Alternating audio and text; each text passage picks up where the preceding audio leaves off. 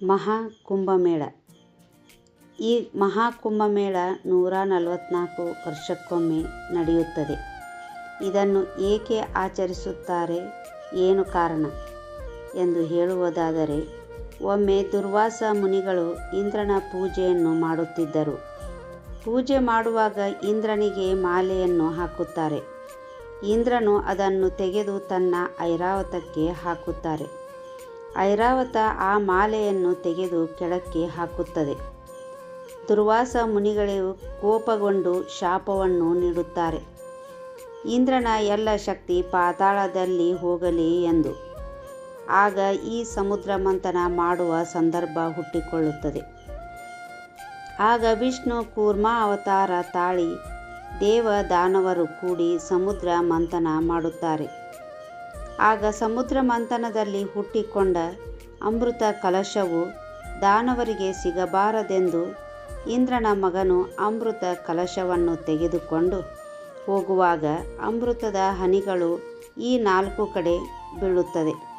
ಅವು ಎಲ್ಲಿ ಎಂದರೆ, ಒಂದು ಹರಿದ್ವಾರದಲ್ಲಿ, ಮತ್ತೊಂದು ಪ್ರಯಾಗ್ರಾಜ್ ಅಂದರೆ ಗಂಗೆ ಯಮುನೆ ಸರಸ್ವತಿ ಸೇರಿರುವಂಥ ಜಾಗ, ಮತ್ತೊಂದು ಕ್ಷಿಪ್ರ ನದಿ ಇರುವಂತಹ ಉಜ್ಜಯಿನಿ, ಕೊನೆಯದಾಗಿ ಜ್ಯೋತಿರ್ಲಿಂಗ ಇರುವಂತಹ ಗೋದಾವರಿಯಲ್ಲಿ. ಈ 4 ಜಾಗದಲ್ಲಿ ಹನಿಗಳು ಬೀಳುತ್ತವೆ. ಆದ್ದರಿಂದ ಈ 4 ಜಾಗ ಪವಿತ್ರವಾದ ನದಿಗಳು ಎಂದು ಎಲ್ಲರ ನಂಬಿಕೆಯಿದೆ. ಸ್ನಾನ ಮಾಡಿದರೆ ಪುಣ್ಯ ಪ್ರಾಪ್ತಿಯಾಗುತ್ತದೆ ಎಂದು ಎಲ್ಲರ ನಂಬಿಕೆ.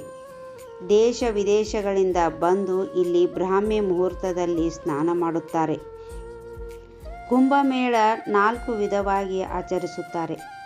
ಮೊದಲನೆಯದು ಸಾಮಾನ್ಯವಾಗಿ 4 ವರ್ಷಕ್ಕೊಮ್ಮೆ ನಡೆಯುತ್ತದೆ. ಎರಡನೆಯದು ಅರ್ಧ ಕುಂಭಮೇಳ 6 ವರ್ಷಕ್ಕೊಮ್ಮೆ ನಡೆಯುತ್ತದೆ.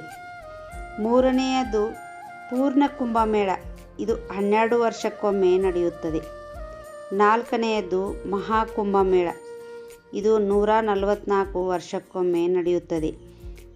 ಈ ಕುಂಭಮೇಳ ಆಚರಿಸುವ ಸಮಯ 4 ಗ್ರಹಗಳು ಸಂಯೋಜನೆ ಆಗುವ ಸಮಯದಲ್ಲಿ ಈ ಮಹಾಕುಂಭಮೇಳವನ್ನು ಆಚರಿಸುತ್ತಾರೆ. ಇಲ್ಲಿ ಹೆಚ್ಚಿನ ಸಂಖ್ಯೆಯಲ್ಲಿ ನಾಗ ಸಾಧುಗಳು ಬರುತ್ತಾರೆ. ಭಾರತದಲ್ಲಿ ನಡೆಯುವ ಪವಿತ್ರವಾದ ಆಚರಣೆ ಈ ಮಹಾಕುಂಭಮೇಳ.